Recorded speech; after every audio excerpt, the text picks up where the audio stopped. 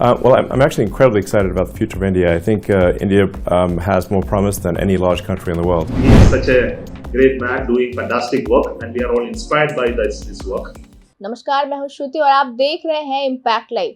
इसरो, जिसका full form है Indian Space Research Organisation, लेकिन इसरो ने जिस तरह की उपलब्धियां हासिल की है, इससे ऐसा लगता है कि यह इम्पॉसिबल स्पेस रिसर्च ऑर्गेनाइजेशन है। यानी कि इसरो असंभव से लगने वाले काम को अपने मेहनत से संभव करता रहा है। इसी कड़ी में अब भारतीय अंतरिक्ष एजेंसी इसरो ने अमेरिका के दिग्गज उद्योगपति एलन मस्क की कंपनी स्पेस एक्स से हाथ मिलाया है। जैसा कि हम जानते हैं कि इसरो पहले ही नासा के साथ मिलकर दुनिया को आपदाओं से बचाने के लिए मिशन निसार में जुटा है। वहीं अब इसरो ने एलन मस्क की कंपनी स्पेस एक्स से हाथ मिलाकर बड़ी तैयारी शुरू कर दी है। आपको बता दें कि इसरो के सबसे आधुनिक कम्युनिकेशन सैटेलाइट GSAT-20, जिसे GSAT-N2 भी कहा जा रहा है, उसे अंतरिक्ष में स्पेस एक्स लॉन्च करेगी। इसकी लॉन्चिंग अगले हफ्ते ही शुरुआत में होगी।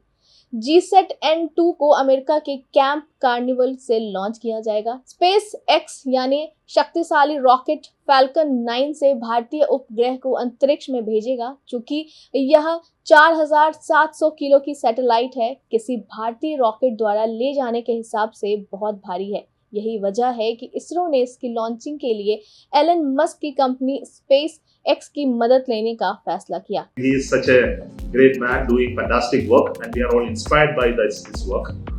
It is because of this that the space is becoming very attractive today. Young people are looking at it with great passion, and we are looking at it in a manner in which the technology is becoming accessible to people, and we can launch satellites.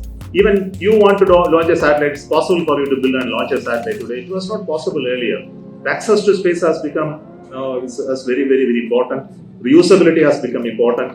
Miniaturization of systems, especially electronics and software, and bringing intelligence into the systems have really enabled faster development cycles, time, lesser development cost. I think all of these are important. I think you can also play a great role in this with the talents and skills that are developing here. यहाँ आपको यह भी बता दें कि भारतीय अंतरिक्ष agency का सबसे ताकतवर रॉकेट मार्क 3 है, जो पृथ्वी की भू स्थैतिक कक्षा में 4000 से 4100 किलोग्राम वजन ही ले जा सकता है। वैसे भारत अब तक अपने भारी उपग्रहों को लॉन्च करने के लिए एरियन स्पेस कंपनी पर निर्भर था, लेकिन मौजूदा वक्त में कंपनी का कोई भी रॉकेट संचालन में नहीं है। वहीं चीन के रॉकेट से भारत अपने उपग्रह लॉन्च करता नहीं है। यूक्रेन युद्ध के चलते रूस भी अपने रॉकेट को व्यावसायिक तौर पर लॉन्च करने की स्थिति में नहीं है। ऐसे में इसरो ने स्पेस एक्स से हाथ मिलाने का फैसला किया। इसरो के वैज्ञानिकों का कहना है कि स्पेस एक्स से अपना उपग्रह भेजने के लिए उन्हें अच्छी डील मिली है। अगर इसरो द्वारा तैयार किए गए GSAT-N2 उपग्रह की बात करें तो यह 14 साल तक काम करेगा। इस उपग्रह की मदद से भारत में नेटवर्क बेहतर होगा और हवाई सेवा के दौरान भी इंटरनेट कनेक्टिविटी मिल सकेगी। I'm actually incredibly excited about the future of India. I think India has more promise than any large country in the world. इसके संचालन से भारत में ब्रॉडबैंड सेवाओं और इन फ्लाइट कनेक्टिविटी में क्रांति आने की उम्मीद है। अमेरिका की प्रमुख सैटेलाइट सेवा प्रदाता कंपनी VSAT INC भी GSAT-20 का इस्तेमाल करने भारत में इन फ्लाइट और समुद्री कनेक्टिविटी सेवाएं प्रदान करेगी। इसरो के इस कदम से भारत की अंतरिक्ष और दूरसंचार तकनीक में एक नई उपलब्धि जुड़ने जा रही है, जो देश को वैश्विक स्तर पर प्रतिस्पर्धी बनाएगी। ऐसे में इसरो का एलन मस्क से हाथ मिलाना भारत को नई ऊंचाइयों पर पहुंचा सकता है। ऐसे ही तमाम खबरों के लिए देखते रहिए इम्पैक्ट लाइव। शुक्रिया।